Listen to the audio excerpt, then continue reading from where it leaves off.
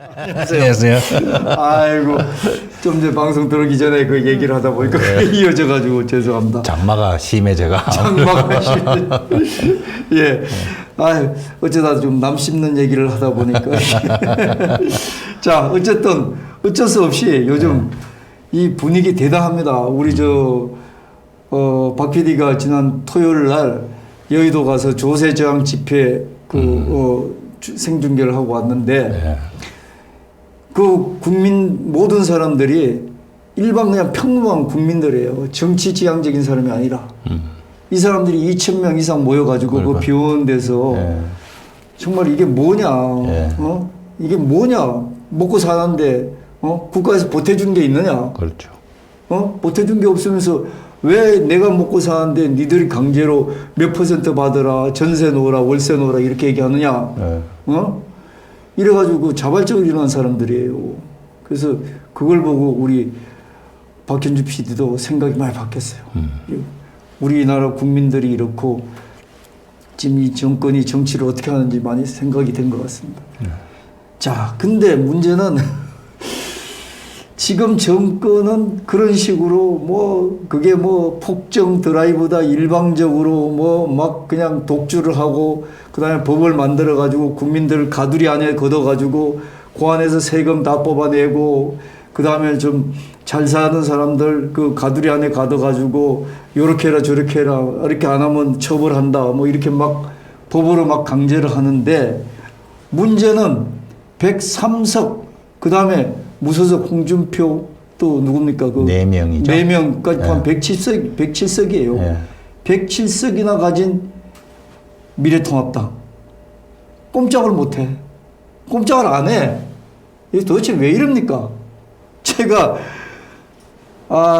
문 박사님 말씀하시기 전에 제가 자료를 하나 뽑았는데 이 미래통합당이 참 호재가 나타났습니다. 서울 지금 민심이 27일 날, 28일 날 TBS에서 리얼미터에다가 의뢰를 해갖고 조사한 결과 미래통합당 지지자가 40.8%, 그 다음에 민주당 지지자가 31.4%랍니다. 이게 또, 어딥니까? 다른 데서 또 리얼미터에서 그 다음날인가 조사하니까, 미래통합당이 35.6%, 그 다음에 민주당이 3.8%.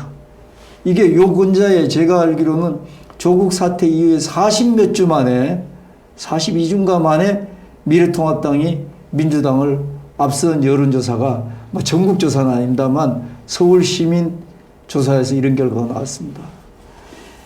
이 전국적으로는 아직까지 몇 % 좀 떨어지는 것 같은데 이게 이제 이럴 수밖에 없는 게 요즘 서울 민심이라는 게 박원순 시장 문제 또 그 다음에 전세 대란, 수도 이전 이런 것 때문에 이런 결과가 나왔으리라 생각하는데 그래도 이때까지 15% 20% 차이 나던 걸 갑자기 서울시에서는 이렇게 했으니까 미래통합당은 이렇게 좀 우리가 가만히 팔짱 끼고 있으면은 다음 4월 7일 날, 내년 4월 7일 날 서울시장 선거에서는 우리가 따놓은 당상이다. 이렇게 안심해서 그런지 모르겠는데 하여튼 팔짱 끼고 먼 산 보고 있습니다. 도대체 이게 왜 이럽니까? 글쎄요, 미래통합당에 대한 지지율이 높아진다는 게 반사적 이익이라고 봐야 되겠죠. 적극적으로 잘해서 좋아한다기보다는 여기가 하도 분탕질을 치니까 에라익하고 이렇게 움직이는 그런 지지층인데 지지층의 어떤 강도라는 면에서는 항상 유동적이죠. 그렇죠. 그래서 미래통합당이 아이고 우리한테 민심이 오는구나, 부자 몸조심해야지 하다가는 또 민심은 움직입니다. 이게 국민들의 마음은요, 이게 자기 포켓에 넣어놓은 게 절대 아니에요. 있는 것 같지만 어느새 보면 가 있고. 그렇죠. 그래서 좀 투쟁성을 높일 필요가 있는 거 아니냐 하는 그런 시기인 것 같아요. 아니 근데 단적인 예로 보면은 지금 민생 도탄에 빠진 거는 우리는 이제 방송하니까 체험을 하지 않습니까? 사람들이 정말 이 일반인들이 전혀 정치에 관심 없는 사람들이 먹고 사는 문제 때문에 속이 불불 끓어가지고 전화해가지고 이런 거 좀 해주세요, 저런 거 해주세요, 뭐 이러고 이제 얘기를 하는데 안 그래도 우리 수요일 날 그렇게 부글부글 끓는 사람 나와서 이제 그 얘기를 하기로 했습니다. 근데 이 정권이 어쨌든 자기네들은 지금까지 미뤄왔던 개혁 입법이라는데 그 법을 만들어간 과정에서 물론 우리 표를 찍어준 지난번 4.15 총선 때 표를 찍어준 우리 국민들의 문제도 있겠지만 그중에서 원인을 찾아야겠지만 어쨌든 이겼기 때문에 180석 가까운 걸 가지고 의석을 가지고 있기 때문에 자기네들이 이제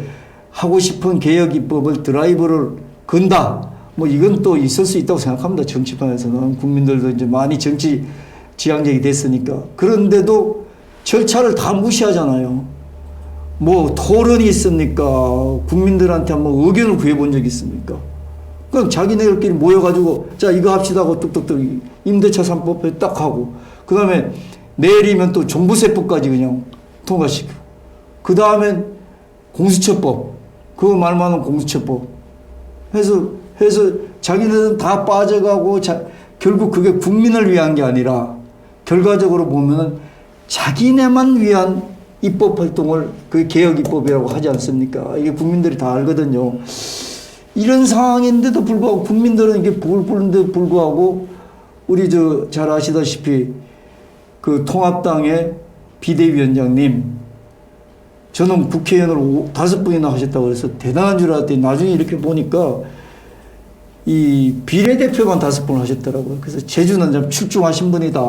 그것도 대단하죠. 대단하신 분이다. 네. 야, 뭐 누구 외손자라서 손자라서 그렇게 했다고 그러던데 그렇다 하더라도 그런 후광이 있다고 해서 이렇게 출중한 그런데 이분이 그렇게 그 국회의원에서 그런지 국민 민심을 모르고 초기는 지금 장애투쟁할 단계인가 뭐 그리고 특히나 아스팔트에 나와 있는 사람들하고 저것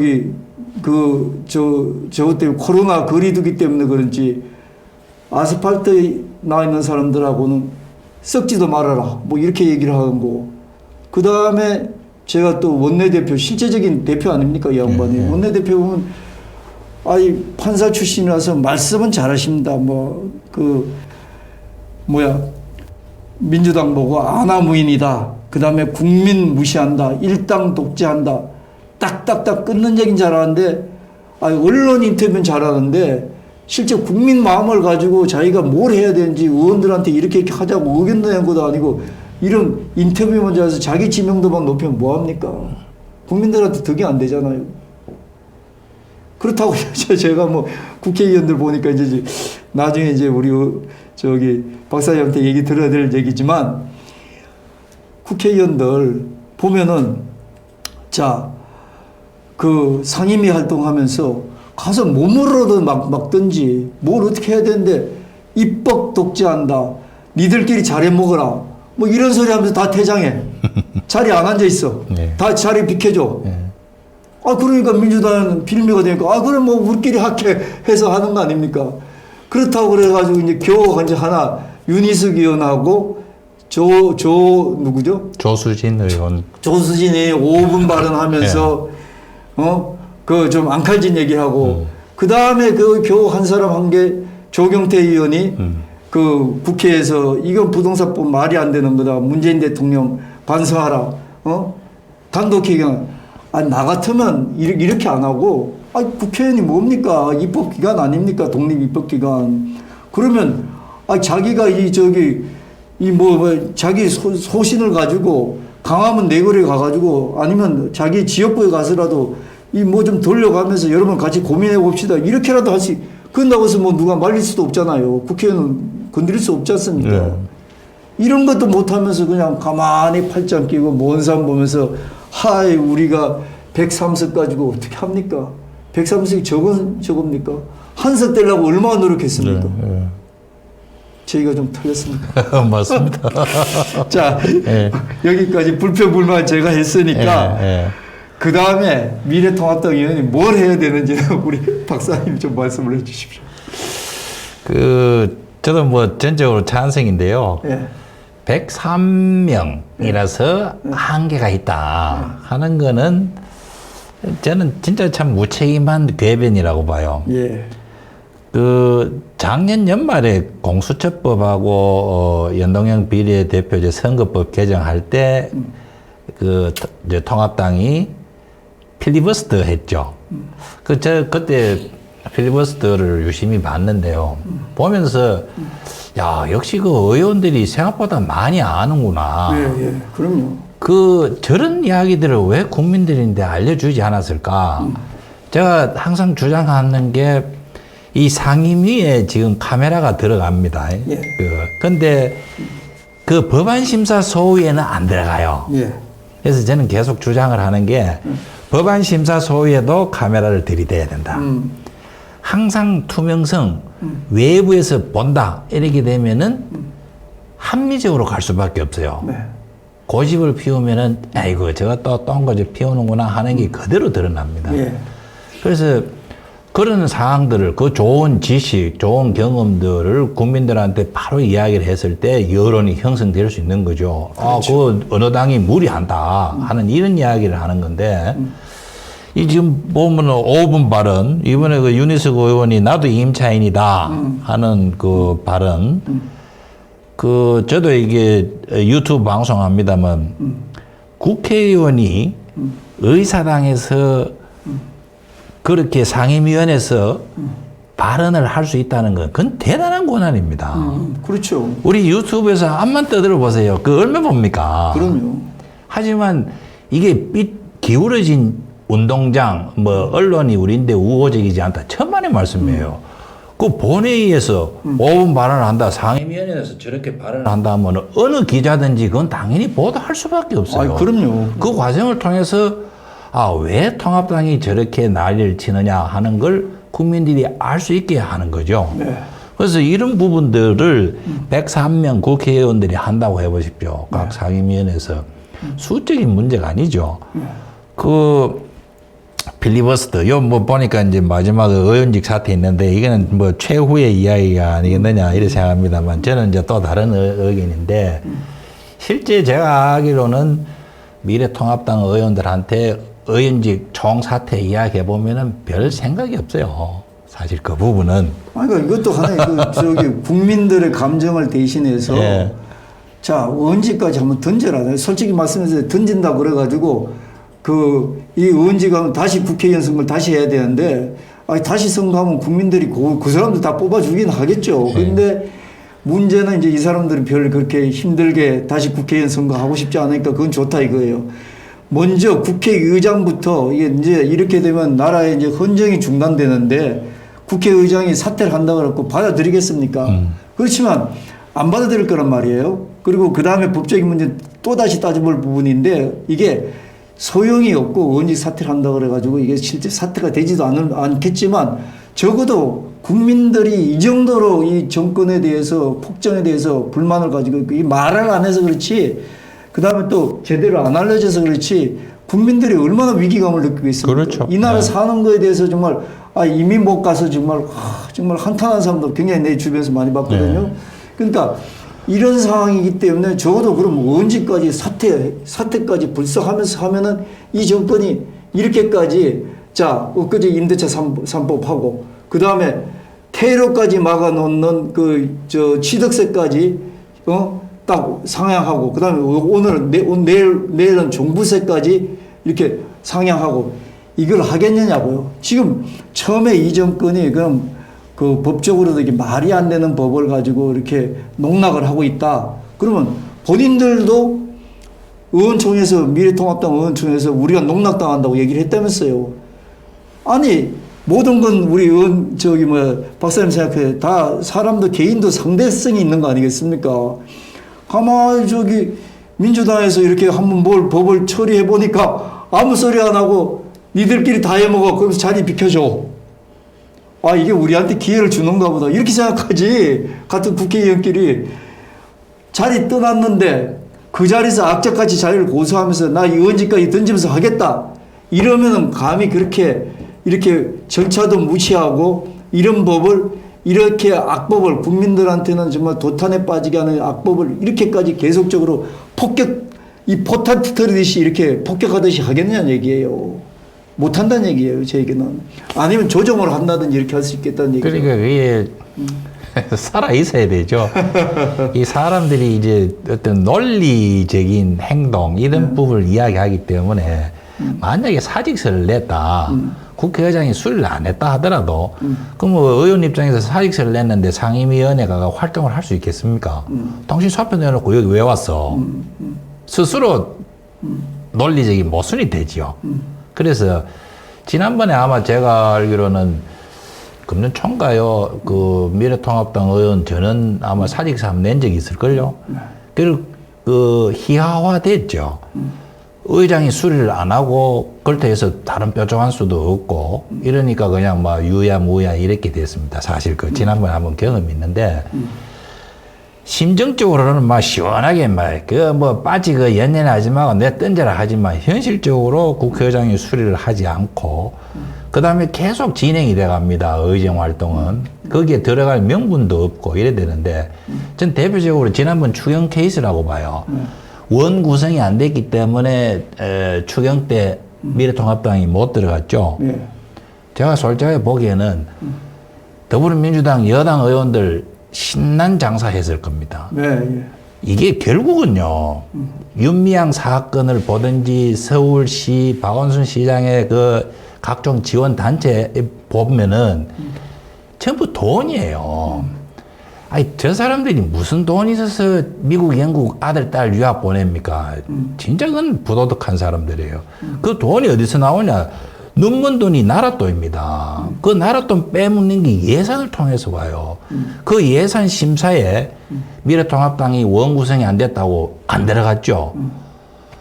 이 사람들 부끄럼 없습니다. 들어오지 마. 잘 됐다. 그거 우리 그거 올립시다. 예산실장에 와서 이거 하면 안 됩니까? 누가 견제를 합니까?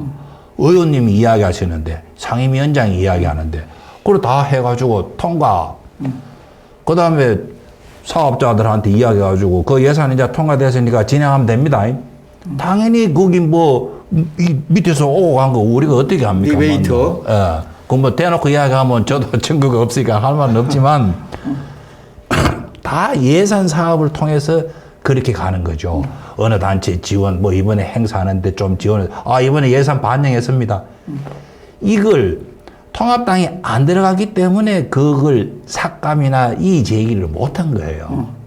그럼 사표를 내면은 나는 마음은 편하지만 더불어민주당은 신났다고 자기 마음대로 국정 이끌어갈 겁니다. 그래서 저는 이 의원직 사태보다는 계속 우리가 깨진 한이 있더라도 계속 지적을 하고 이슈화를 시키고 이렇게 해서 민심에 흔들었을 때 서울시 여론조사에서 미래통합당이 뭐 자네가 그런 거 아니라도 뭐 박원순 시장 저 미투 사건으로 전 세상 창피한 이야기 아닙니까? 전 세계가 창피해. 그럼요.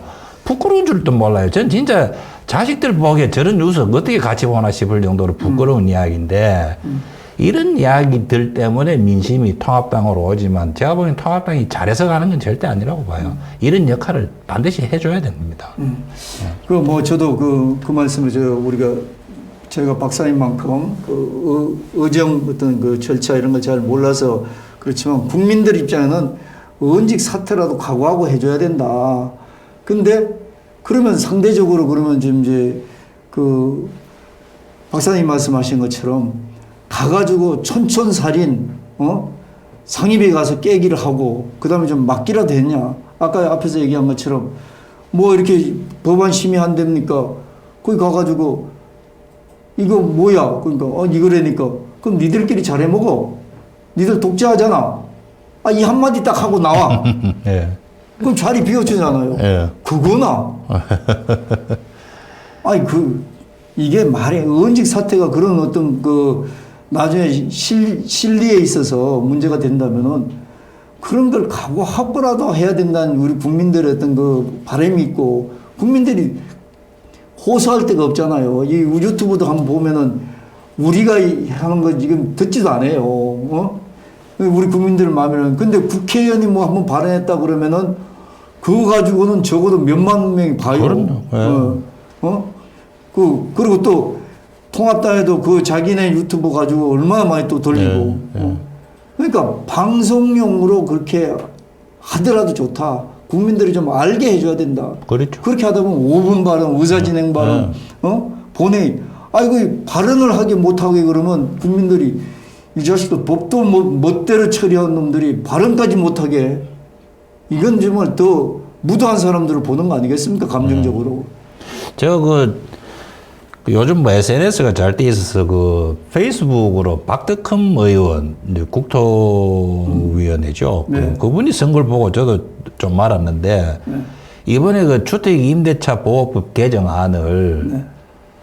그 뭐 추경호 의원도 그때 항의하고 하는 걸 글을 통해서 저도 봤습니다만 더불어민주당이 안을 내놓으면은 이미 미래통합당 의원 7명이니까 그 법안 개정안을 내놨답니다.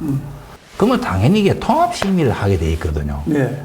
왜냐면 법은 딱 하나 아닙니까? 주택임대차보호법. 그 뭐 요렇게 바꿉시다, 저렇게 바꿉시다, 여러 개 있으면은 통합을 하는데 특히나 이 7개 개정안은 이미 한번 올라와가지고 기다리고 있는 법안이에요.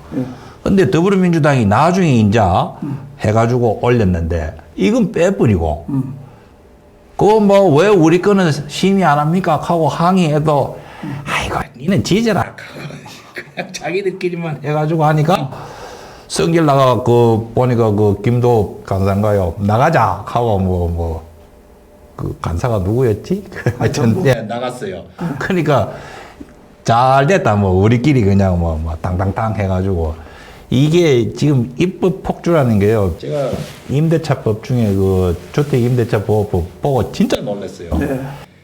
7월 29일 법사위 통과했습니다. 네. 지든 말든 완전 뭐 미래통합당 이야기는 아예 사람 말로 안 듣는 거죠. 29일 통과했습니다. 법사위 통과해서 다음 당에 본회의입니다. 본회의에서 통과시켰습니다. 진짜 놀란 게 31일 날 국무회의 통과시켰어요. 그러니까. 국회에서 정부로 보내면은 통상 15일 이내 처리하도록 규정이 그래 돼 있습니다. 네. 이거는 그 다음날 국무회의 열어가지고 바로 통과. 와, 초스피드 국정 처리죠. 그러니까. 그 과정에 미래통합당 안이 같이 논의가 돼가 그랬다면 괜찮습니다. 그 전세값 안정을 위해서 정부가 신속히 대응한다. 이게 아니죠. 그 사람들 빼고 바로 들어간 거 아닙니까? 자기들 것만. 이게 입법 폭주고 이게 입법 독재라는 거죠.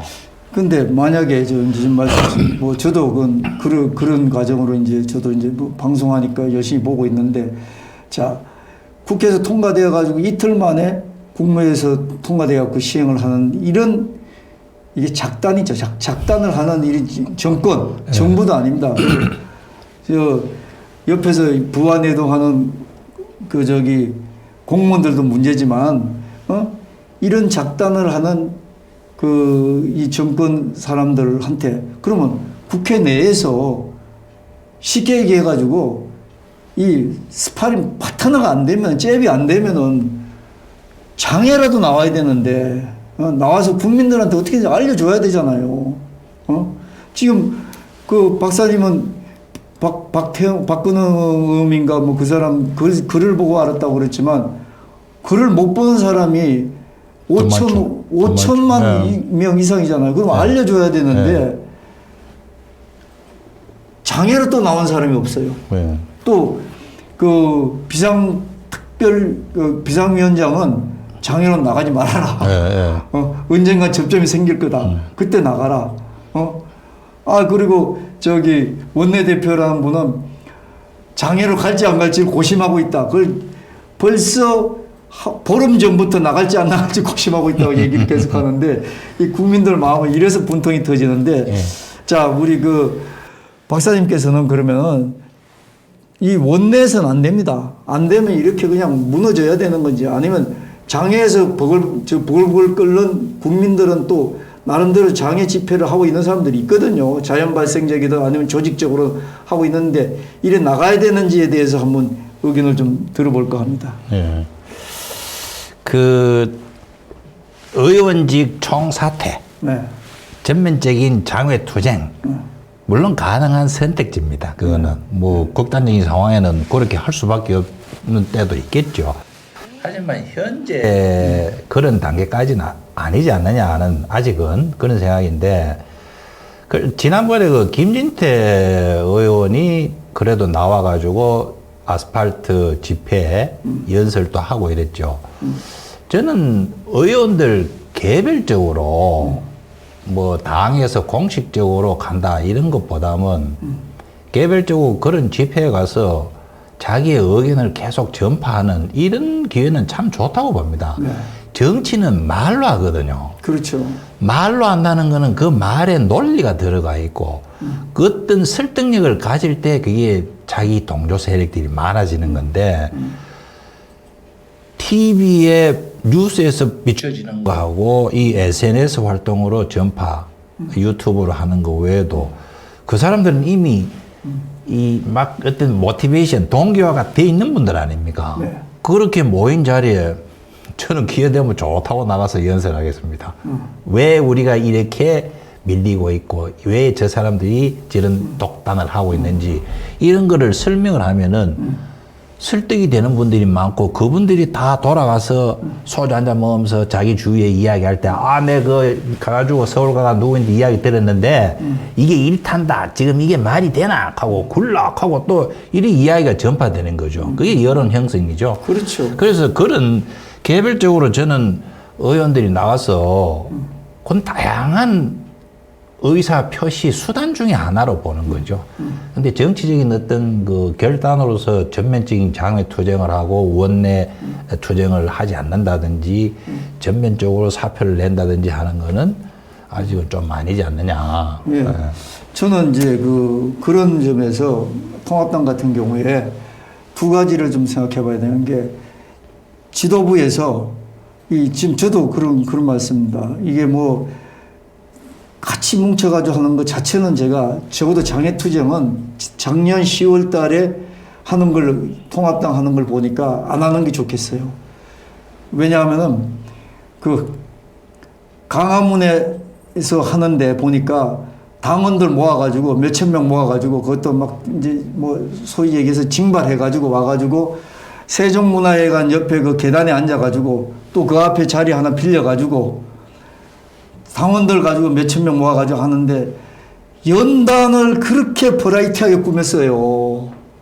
그리고 그때 뭐 전 무선위원 사회를 보면서 하는데 그 나와서 하는 사람들 자기 그 대표건 원내 대표건 이런 사람들 그 별 연설에 힘도 없는데 자기 그렇게 하는 거를 적어도 영상 화면에 비춰갖고 지상파에 좀 나가고 이런 거 위해서 그런지 모르지만 그렇게 연단을 참 화려하게 꾸며가지고 영상이 좋게 그렇게 그런 거 보니까 차라리 실제적으로 그런 건 안 했으면 좋겠다. 통합당에서. 그게 첫째고. 그래서 그 다음에 두 번째는 뭐냐. 이 지도부가 의원들 어디 개별적으로 활동하고 이런 걸 컨트롤하지 말아라. 지금 말씀처럼 의원 저희도 저희 같이 무식한 사람들 알기는 제가 무식하다 그러면 사람들이 그걸 잘 이해는 안 하더라고요. 그러니까 전 사실 무식합니다. 국회의원이 안 돼봤기 때문에. 근데 그 국회의원은 적어도 자기가 그 뭡니까 독립기관이다. 독립기관이면 자기가 하나의 그 독립적인 뭐 정부나 마찬가지 아니겠습니까? 그러면 이 독립기관인데 독립기관을 가진 사람이 자기가 이런 데 나와서 자기 소신껏 활동을 하고 그 다음에 국회의원 누구를 위해서 있습니까? 국민을 위해 있잖아요. 그럼 자기 지지하는 국민들 앞에 와서 떠들고 그 다음에 자기가 토론하고 밤프렛 나눠주고 이런 건 하게 해야 되는데 아니 비상대책위원장님 국회의원을 5번이나 그것도 비례대표나 정말 신출기물한 능력인데 우리 그 평범한 사람들이 볼 때는 그런 능력을 가진 사람이 어떻게 장애투쟁 하지 말아라 하는 건 아직 해서는 안 된다. 원내대표 할지 말지 고민한다. 이런데 통합당 정서에서 누가 나가서 이걸 하겠습니까? 나가면 전에는 보니까 감점 당한다는. 시키지 않는데 나가서 야외, 장애투쟁 하면은 결과적으로 나중에 공천에서 불이익 준다 이런 소문까지, 회개한 소문까지 떠들고 오는데. 그래서 저는 정말 이 국회의원들 우리 정말 아까 지금의 서울의 정서 때문에 미래통합당이 서울에서는 조금 앞서고 있다는 게 참 어떻게 보면 고무적이지만 그거는 분명하게 말씀드려서 국민들의 어떤 그 우라입니다. 예, 좀 우라라고 생각하니까 개별적으로 그래도 저기 보면은 아까 뭐 조경태 의원이라든지 윤희숙 의원이라든지 우리가 얼핏 보기는 그다음에 조 의원이라든지 이런 분들 아니 자기가 할 얘기가 있는 사람들이에요. 그럼 이런 데 나와서 하셔요. 네. 그래야지 국민들 우라가 좀 시민은 우라가 좀 진정이 될 거 아니겠습니까? 그렇죠. 예. 자, 그 얘기 중에 이제 우리가 이제 좀 현상적인 얘기를 했고 우리 박사님이 또 시라큐스에서 이렇게 또 돈독히 공부를 한 부분이 지금 미래통합당 국회의원들 이게 가반 때문에 뭐 아무것도 못한다. 의석수가 작아서 아무것도 못한다 그러는데 그게 정말 그럴까 한번 진리의 얘기를 좀 해주시길 바랍니다. 네. 그 지금 저기 180석 이제 여당 연대 해가지고 3석 나가버리고 한 명은 여유가 있으니까 말 뭐 한다고 쫓아내버렸죠 거기도 176석 그런데 뭐 사실 그 열린민주당 3석이 있으니까 뭐 합치면은 180석을 봐야죠. 네. 이쪽은 103석이고 이번에 그 추미애 장관 탄핵 소추안 그 장관이 내가 자기의 탄핵 소추안이 제기됐다. 일단 자숙을 하는 게 맞는데 그죠? 뭐 내가 뭘 잘못했는데 뭐 야당이 정치 공세라 하더라도 자숙하는 모습이 맞는데 아주 냉소적으로 기도 안 찬다는 듯이 그렇게 했는데 그 여장부인가 보죠. 대단한 여장부 아니면은 또라이 둘 중에 하나겠죠. 이게 결국은 든든한 뒷배가 있다는 건데 뭐 표결 결과 보면은 뭐 압도적인 표차로 부결이죠. 예. 그러니까 뭐든지 하면 안 돼요. 뭐 표결로 하면은 무조건 깨지는 겁니다. 그러면은 이게 그 말에 맥없이 그냥 미래통합당은 있는데 제가 보면 참 안타까운 부분인데요. 자, 그럼 뭐 과반수 2분의 1이다. 그래서 우리 마음대로 하겠다. 그러면은 2분의 1보다 3분의 2가 더 나은 거 아닙니까? 3분의 2보다 뭐 만장일치가 더 나은 거 아니에요? 결국은 과반수기 때문에 우리 마음대로 한다는 거는 이 논리로 가면은 전체주의 논리입니다. 그게. 정말 민주주의는 소수를 보호해줘야 돼요. 소수의 의견을 존중하고 배려해주는 게 민주주의죠. 그렇게 배웠죠. 예. 왜 소수를 존중을 하느냐? 소수는 언제든지 잠재적으로 다수가 될 가능성이 있는 거죠. 그렇죠. 지금 더불어민주당이 그랬지 않습니까? 자기들이 소수였지만 지금 다수당이 됐죠. 민심은 항상 바뀝니다. 지금 미래통합당이 소수지만 다수가 또 될 수 있어요. 그렇죠. 이게 민주주의인데 다수기 때문에 모든 걸 다 하겠다는 거는 전체주의입니다. 그거는. 맞습니다. 지금은 더불어민주당이 완전 보여주고 있죠. 소수 의견은 철저하게 무시, 그것도 개무시, 내지 적대시하고 있어요. 소수 의견을. 이건 민주주의가 아니고 전체주의입니다. 맞습니다. 그 전체주의의 역사적인 기록이 바로 히틀러 아닙니까? 제가 이 이야기를 하면은 히틀러는 사람들이 그 나쁜 놈, 2차 세계대전 일으키고 죄 없는 유대인을 수백만 명 그냥 학살한 진짜 나쁜 놈. 저놈은 권력을 잡았을 때 쿠데타로 잡았을 기다. 천만의 말씀입니다. 나치당이 정상적으로 그 당시 독일에서 정당을 등록하고 전후 1차 세계대전 후에 패전 국가로서 또 엄청난 배상금을 물고 있는 거기다가 불경기 이런 거에서 민심이 상당히 지금 뭐 흔들리고 있는 그 틈을 파고들어서 선거 때마다 의석수를 늘려갔어요. 히틀러가 합법적으로 다수당이 된 겁니다. 다수당이 되니까 총리를 어느 당을 시키냐? 다수당 사람 시켜야죠. 그래서 히틀러가 총리가 된 거죠. 그러다가 대통령이 사망하고 다시 어떻게 할 거냐 했을 때 그 유명한 수권법이 뭐냐? 네 마음대로 해라는 거예요. 다수당이니까. 그래서 수권법으로 하일 히틀러 총통 아닙니까? 내가 뜻하는 대로는 다 한다. 이렇게 한 거예요. 이 사이에 칼 슈미트라고 저도 그 헌법 배울 때 했습니다만 결단주의적 헌법관, 국민의 결단이다.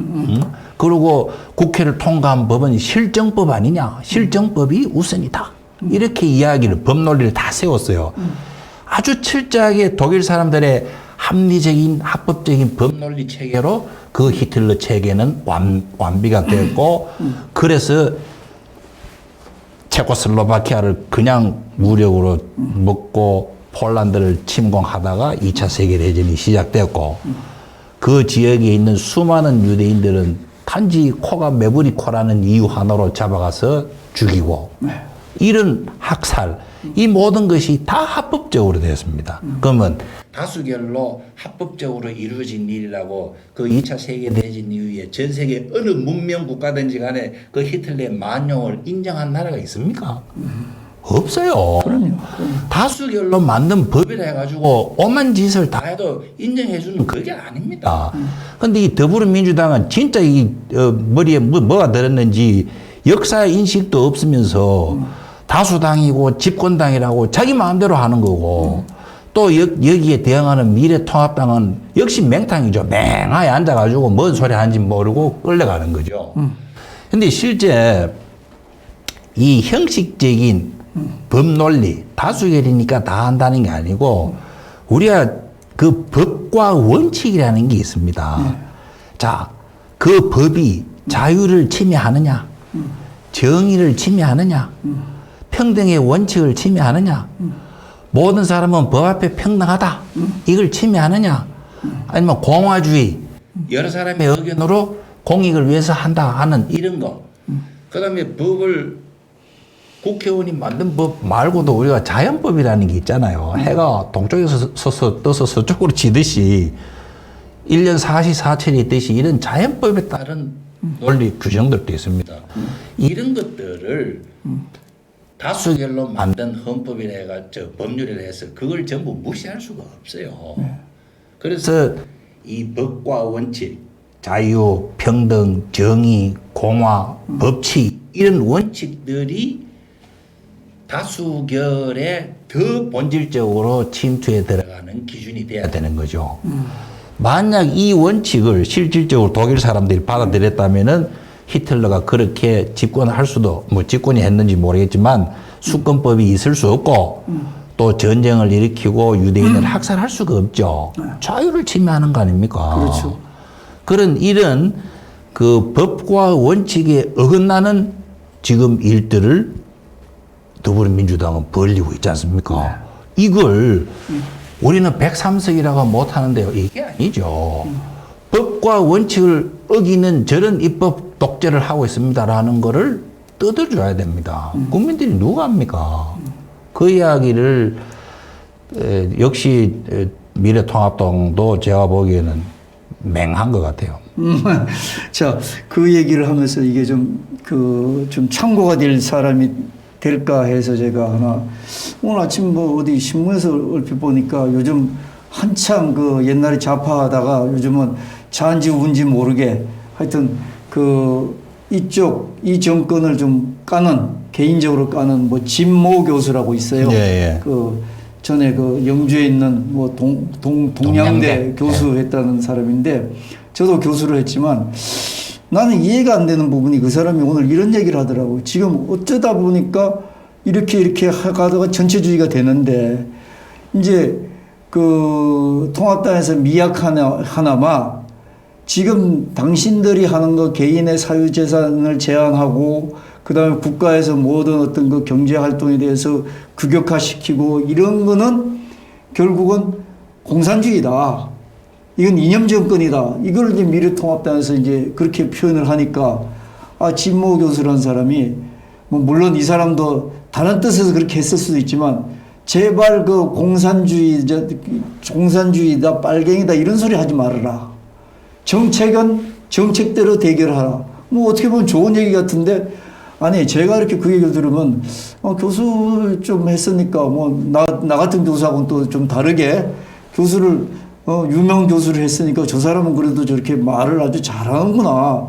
근데 따져보니까, 자, 국가 체제가 바뀌는데, 하는 짓이 체제가 바뀌어서 아까 전체주의가 됐다고 말씀하셨지 않습니까? 히틀러가. 체제가 바뀌었는데 그거를 그럼 니네가 이런 정권 아니냐, 공산주의 정권 아니냐, 그 얘기하는 게 뭐 그렇게 나는 그게 문제가 되는지, 그거는 뭐 그분 진위는 내가 어떤지 모르지만 그분도 그런 표현은 해서는 안 된다는 생각을 내가 얼핏 좀 했었거든요. 자, 박사님, 시간이 너무 많이 지나가지고, 자, 그렇게 가반수 논리에서 이 정권이 그런 식으로 이 국가 체제를 지금 바꿔가고 있으니까 거기에 맞춰서 이 통합당도 좀 체계적으로 대처를 하고, 그 부분을 무너뜨리기 위해서 대처를 하라, 이런 말씀이신데, 또 그 박사님 하시다 보면 민주자코뱅당 얘기도 나올 것 같은데 그건 시간이 너무 많아서 사람이 없어서 좀 안 되니까, 자, 그러면 이거는 하고 정리를 하십시다. 미래통합당 의정활동 앞으로 국민들 좀 속 시원하게 그나마 할 수 있는 방향은 뭘까? 박사님 생각은 뭐가 있습니까? 결국 같은 이야기인데요. 이게 형식적인 법치주의, 그러니까 다수결이면은 다 할 수 있지 않느냐에 대해서 실질적인 법치주의, 자유, 평등, 아무리 다수결이라도 그런 기준은 지켜야 된다 하는 이런 부분인데, 진 교수가 공산당, 공산주의 하면 싫어하죠. 근데 제가 사실 용어를 바꿔서 저는 더불어자코뱅당이라고 이야기하는 게 맞다고 보는데요. 왜냐면 로베스피에르가 그 당시 혁명정부의 법률을 어기면은 전부 길로틴으로 보내가 목을 날렸어요. 그렇죠. 지금 문재인의 촛불정부도 법률을 어기면은 죽일 수는 없으니까 감옥서 보냅니다, 지금. 법 보십시오. 주 52시간제 어기면은 여기서 더 일을 시키면은 2년 이하 징역. 최저임금 시행 그거 어기면은 3년 이하 징역. 또 5.18 광주 민주화운동 비난하면은 7년 이하 징역. 또 이번에 그 강남하고 송파에 그 관청에 허가 안 맞고 주택 매매하면은 2년 이하 징역.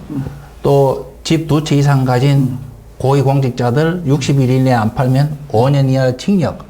이게 전부 징역형으로 다 좋아지고 있어요. 예, 이제, 예. 이게 전형적인 권위주의 정부고, 그 권위주의 정부, 이 폭압적인 권위주의 정부를 자코뱅주의라고 이야기하는데, 네. 저는 특히 더불어민주당을 더불어자코뱅당이라고 하는 게 오히려 진짜 맞다. 진짜 로베스피에르도 프랑스 북부의 아라스라는 조그만 지역에 변호사 하다가 권력을 잡은 사람이고, 문재인 대통령도 부산에서 변호사 하다가 지금 권력을 잡았는데, 정말 어떤 좌파적인 이런 정책은 같다고 봅니다. 그 결과는 뭐냐? 로베스피에르도 결국은 자기 목도 길로틴에서 날아갔어요. 이 백성을 이길 수는 없습니다. 그래서 지금 현재 제가 보기에는 뭐 장외투쟁이나 전원 사직서를 낸다 하는 것도 현실적인 한계가 있기 때문에 지금 더불어 미래통합당 같은 경우는 국회의원 소환제를 추진하면 제일 좋을 것 같아요. 저는. 국회의원 소환제를 미래통합당이 제안을 하죠.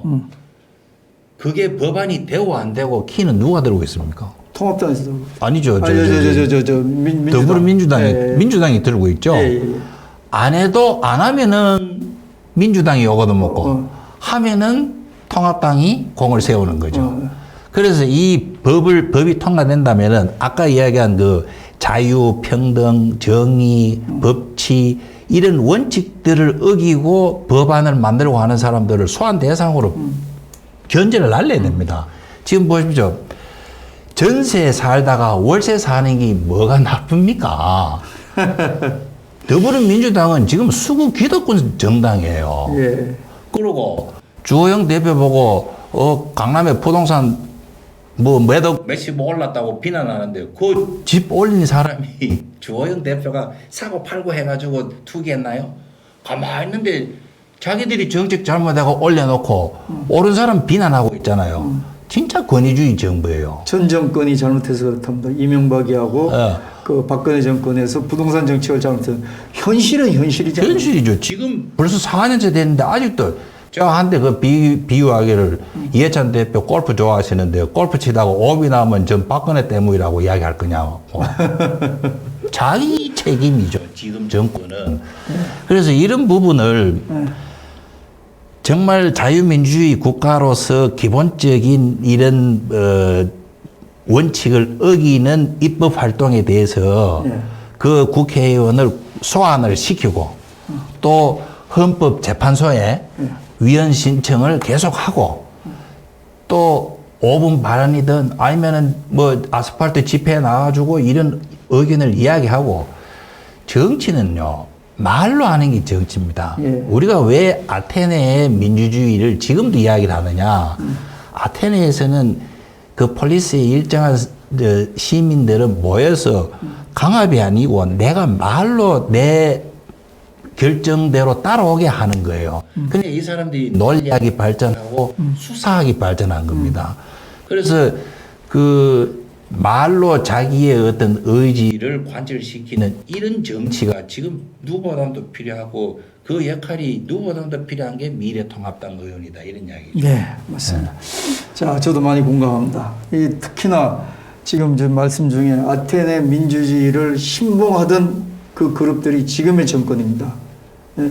직접 민주주의. 직접 민주주의. 예, 맞아요. 직접 활용하고 그렇지 않습니까? 그런 상황인데 지금 우리가 지금 허 박사님이 제의한 이 국회의원 소환제가 이 국민의 울분을 어디다가 해결할 수 없었잖아요. 그래서 이게 해결할 수 있는 하나의 대안이 될 수가 있고 또 하는 국회의원이나 정권이나 정신 차리는 어떤 각성제가 될 수 있는 그런 상황이지 않습니까?